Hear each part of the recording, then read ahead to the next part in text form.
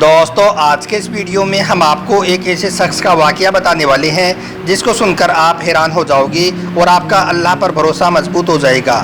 اس لیے آپ اس ویڈیو کو آخر تک ضرور دیکھیں، اور اگر آپ کو اللہ کی ذات پر پورا بھروسہ ہے تو آپ اس ویڈیو کو دل سے ایک لائک کر کے اپنے دوستوں میں شیئر بھی کر دیں تاکہ اور بھی لوگوں تک یہ ویڈیو پہنچ جائے۔ تو چلیے دوستو شروع کرتے ہیں۔ ایک مسلمان ہونے کے ناطے ہم سب اپنے ہر اچھے کام کا آغاز بسم اللہ سے کرتے ہیں، اور اللہ ہمیں اس کام میں کامیابی بھی عطا کرتا ہے، اور ایسا ہر مسلمان کو کرنا بھی چاہیے۔ دوستو حضرت داؤد علیہ السلام کے قوم کے کچھ لوگ ایلا نام کی ایک بستی میں رہا کرتے تھے۔ ان لوگوں کو اللہ نے ہزاروں نعمتوں سے نوازا تھا، لیکن جب ان لوگوں کو راحت و سکون زیادہ آ گیا تو یہ لوگ اللہ کی عبادت سے محروم ہو گئے، یعنی کہ ان لوگوں نے اللہ کی عبادت کرنا چھوڑ دیا اور اللہ کی مخلوقات پر ظلم و ستم کرنا شروع کر دیا۔ یہ دیکھ کر اللہ بہت ناراض ہوا اور ان کو امتحان میں ڈالنا شروع کر دیا۔ دوستو اسی بستی میں ایک شخص رہتا تھا جس کو اللہ کی ذات پر پورا بھروسہ تھا۔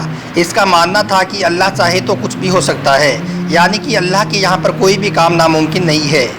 یہ شخص ویسے تو ان پڑھ تھا، دین اور دنیا کے بارے میں زیادہ کچھ نہیں جانتا تھا، مگر ان سب کے باوجود اس شخص کو اللہ کی ذات پر مکمل یقین تھا، یعنی کہ اللہ پر بھروسہ کرنے والا تھا۔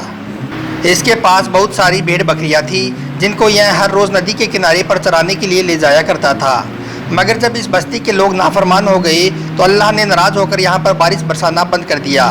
اس وجہ سے وہاں کی ہری بھری ساری گھاس ختم ہونے لگی، اور دھیرے دھیرے وہاں پر ایسے حالات ہو گئے کہ ہر طرف ریت ہی ریت دکھائی دینے لگی، یعنی کہ گھاس پوری طرح سے ختم ہو گیا، اور دھیرے دھیرے اس کی ساری بھیڑ بکریاں کمزور ہونے لگی۔ یہ دیکھ کر وہ شخص پریشان ہونے لگا کہ اب ان کی بھیڑ بکریوں کا کیا ہوگا، یہ تو بھوک سے مر جائیں گی۔ مگر اس پریشانی کے عالم میں بھی اس نے اللہ کی ذات پر بھروسہ کرنا نہیں چھوڑا، کیونکہ اس کا ماننا تھا کہ اللہ جو بھی کرتا ہے بہتر کرتا ہے۔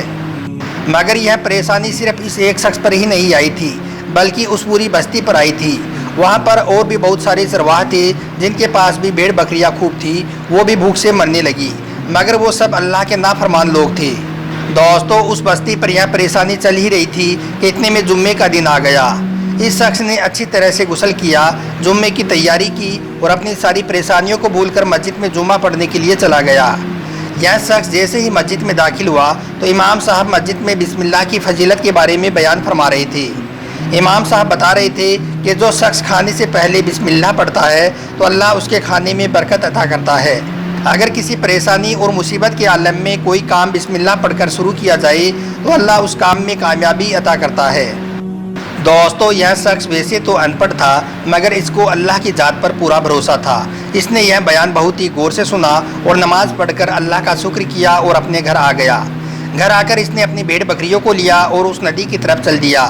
یاد رکھیں اللہ کا یہ قہر صرف ندی کے اس پار ہی تھا، یعنی کہ ندی کے اس پار ہری بھری گھاس دکھائی دے رہی تھی، مطلب کہ ندی کے اس پار اللہ کا قہر نہیں تھا، مگر اس ندی کو پار کرنے کا کوئی بھی ذریعہ نہیں تھا، یعنی کہ ندی کے اس پار جانے کا کوئی بھی راستہ نہیں تھا۔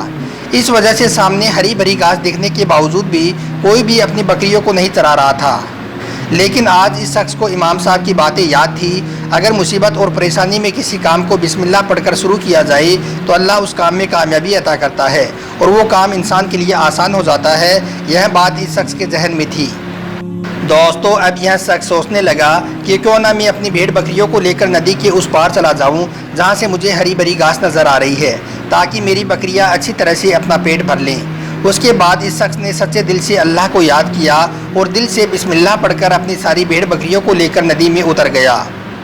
اللہ کی قدرت سے یہ شخص اپنی بھیڑ بکریوں کو لے کر آسانی کے ساتھ ندی پر چلنے لگا اور ندی کو پار کر گیا۔ وہاں پر جا کر بکریوں نے خوب اچھی طرح سے اپنا پیٹ بھرا، اور اس کے بعد یہ شخص بسم اللہ پڑھ کر واپس اپنی بکریوں کو لے کر ندی کے اس پار آ گیا۔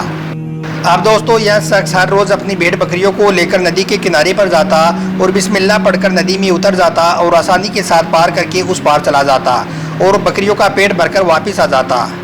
کچھ ہی دنوں میں ان کی بھیڑ بکریاں واپس پھلنے پھولنے لگی اور موٹی تازی ہو گئی۔